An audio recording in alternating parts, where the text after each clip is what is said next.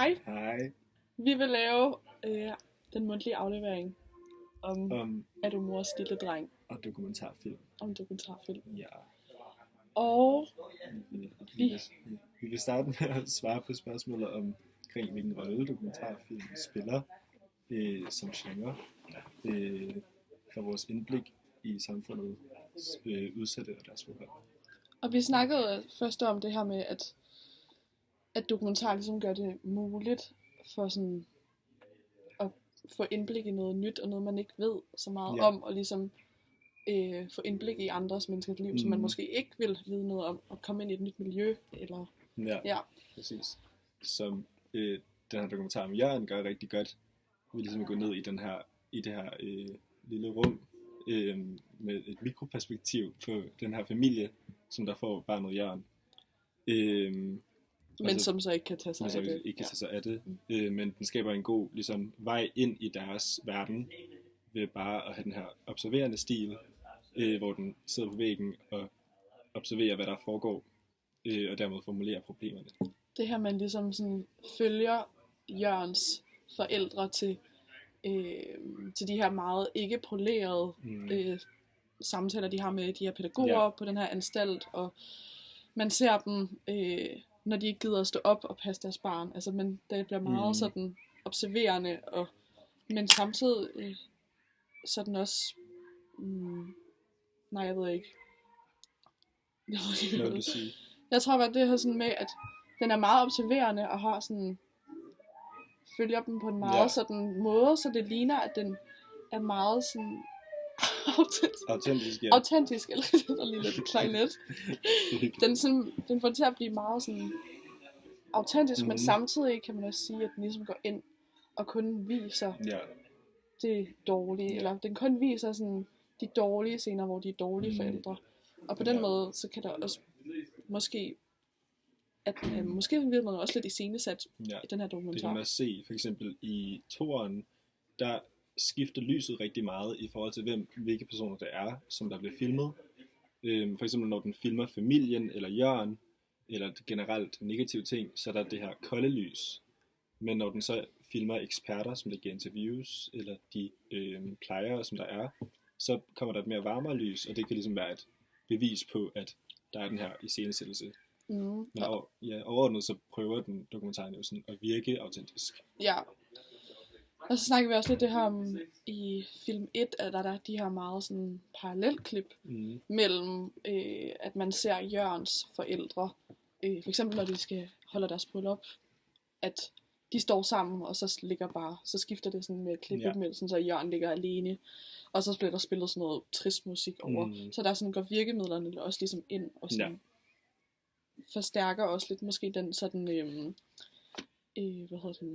sådan tendens, eller sådan den intention, der er med dokumentaren, om ligesom at følge en familie, hvor at der er nogen udefra, der ligesom ikke griber ind, kommunen griber ind, og det er meget sådan omdrejningspunktet i den her, og vi snakker også lidt det her med sådan, at der den her, et af de her parametre mellem rum og tid, at rummet er virkelig vigtigt, fordi de ligesom går ind og viser det her miljø, de er i, det her, den her anstalt, men tiden er også et vigtigt parameter, fordi at den ligesom følger Jørgen kronologisk, og der går længere og længere tid, og man ligesom følger tiden, og der er ikke nogen, der griber ind, og det fortsætter bare videre-agtigt. Den er ligesom beviset på, at problemet stadig er der.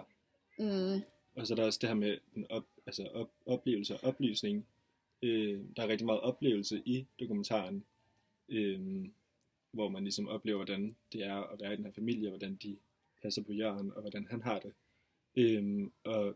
Der er lidt oplysning i form af de her eksperter, men der er ikke særlig meget statistik med, og der er ikke særlig mange andre familier med. Du har nævnt en anden familie. Der var ligesom den her anden familie, hvor man også fik at vide, at det gik galt, og sådan kommunen ikke gik nok ind. Og sådan, men den her manglende statistik begrunder også, eller sådan, viser også, at det måske ikke er så omfattende, det den viser, fordi det kun er den ene familie.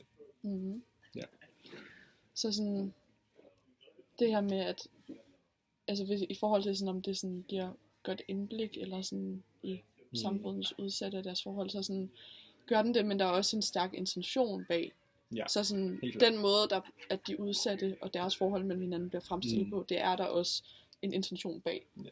Han siger også, altså der er nogle citater i det her, i den her avisartikel, i at journalisten bag dokumentarfilmen, Lars Høj, siger, at hans intention er at skabe debat.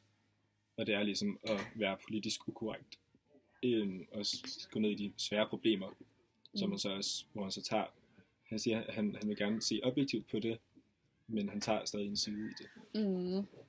Ja. Han tager ligesom Jørgens side, og ikke kommunens side. Ja. Ja. Mm. Jeg ved ikke, om vi skal snakke lidt om tema. Ja, vi snakker meget om det her med, at, som også lidt hænger sammen med det her, man går ind og fokuserer på en sådan familie og familieforhold, at det ligesom kommer ind på et private liv, og ligesom at tematikker som sådan dårlige forældre og sådan misbrug også bliver meget, som måske i virkeligheden også går ind og ligesom snakker om det lidt mere almene, så selvom at det er et mikrosyn, så bliver det også lavet på noget, så det ligesom også kan være mere sådan relaterbart for flere, og det bliver lidt mere almen, som også ligesom er med til at... Ja, selve emnet, altså det her med at have et barn, og passe på et barn, det er jo noget, alle kan relatere til. Sådan, alle er jo et barn af nogen, og mange har selv et barn. Så det er også, at den tager, temaet er jo det private liv, men på en eller anden måde, så bliver diskussionen ligesom til det almene liv, altså til dem alle sammen, fordi at diskussionen omhandler kommuner, og det omhandler resten af samfundet. Ja. Ja. Og der, har vi sagt det med, at der er sådan nogle fortællende elementer? Ja, det kan jeg ikke huske. Det tror jeg ikke, vi har. Det tror jeg ikke, vi har. Hvis I gentager det selv.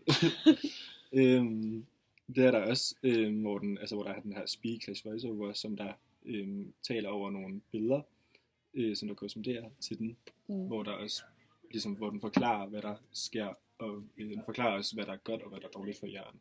Som også ligesom giver et måske mere troværdigt indblik i problemet, og kan give de danskere, som der ser filmen, en bedre holdning for, og bedre forståelse for problemet. Ja. Jeg ved ikke, om vi skal gå videre til næste spørgsmål. Ja, vi kan lige måske konkludere det. Ja. Altså sådan ud fra den her dokumentarfilm, så kan vi sige, at dokumentarens rolle som genre for indblik i vores samfund, er jo, at den giver det her meget særlige og specielle og unikke og specifikke indblik i få menneskers liv. På sådan en meget sådan observerende måde, men at den samtidig også tager side i en sådan videre debat, som også er sådan intentionen med det.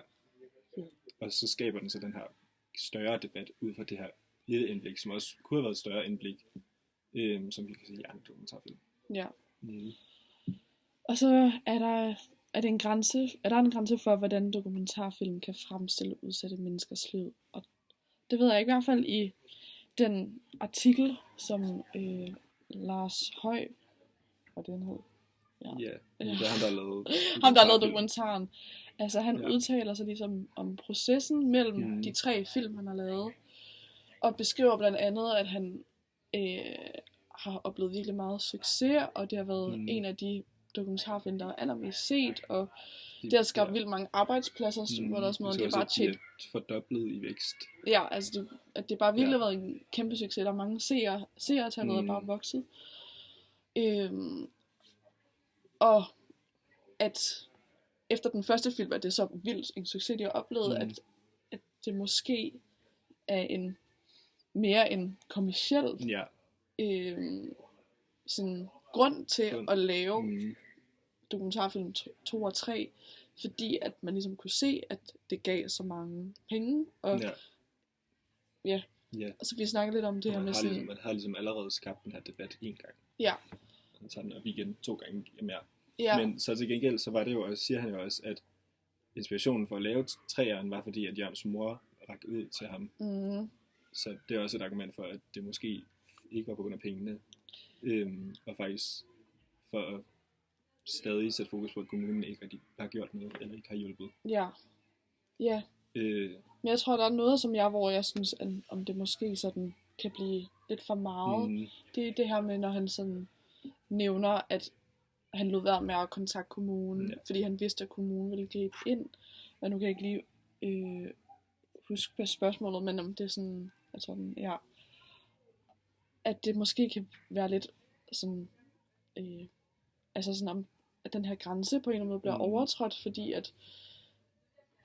at man bevidst prøver at fremstille noget, og ikke prøver at hjælpe dem, eller sådan, det ved jeg ikke. På et eller andet tidspunkt, så hjælper man ikke Jørgen mere, så udnytter man ham. Præcis, altså, for det kommercielle, eller sådan, eller for en god historie. Eller. Ja, præcis. Ja. Altså, sådan, først var det jo for at sætte fokus på, at Jørgen ikke fik hjælp, men nu er det ligesom for at være sådan, okay, der er en god historie her, som der er vildt fed, som vi kan se. Plus, at han siger også, at det var egentlig i 2015, den skulle blive sendt en dokumentar i forbindelse med TV2's 25 års jubilæum, hvilket jo ikke er særlig fedt for Jørgen, eller det er jo ikke på grund af Jørgen, men så laver den, men på grund af TV2. Og jubilæet, og så det er også lidt en grænse her, der bliver skubbet. Det, ja. Ja. Jeg ved ikke, om... Hvad vil jeg sige?